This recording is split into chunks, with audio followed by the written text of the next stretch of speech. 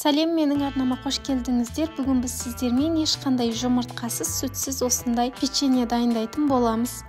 Ол үшін алдымен ұнымызға какао, қант, аздап қана қолыңыздың ұшында тұз, 2 шай қасықтар разрыхлитель саламыз. Барлық қою массамызды салып алғаннан кейін бір келкі болғанша араластырамыз.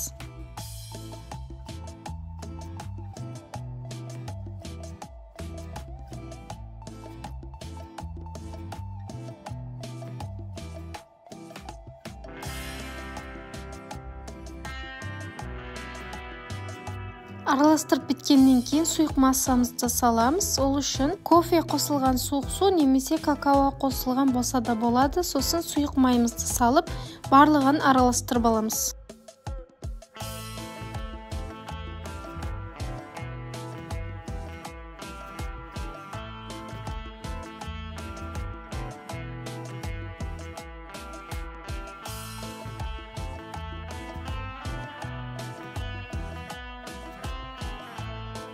Міне печеньемізді барлығын бір келкетіп араластырып алдық. Енді домалақтап естімізге саламыз. Өздеріңіз қалағандай қалыпқа келтіріп пісіріп ала берсеңіздер болады.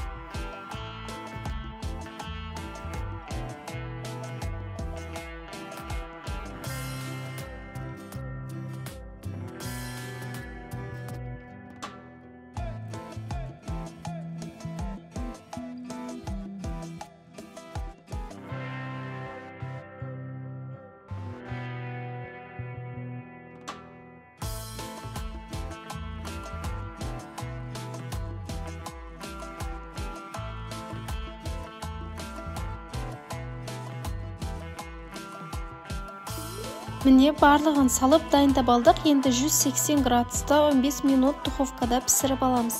Үйдегі балаларыңыз міндетті түрде сүйіп жейтін печенье өте дәмді болып шығады. Менің рецептім ұнаған болса, арнама тіркеліп лайк басып, өз пікірлеріңізбен бөлісе кетіңіздер. Сіздердің қолдауларыңыз мен үшін маңызды.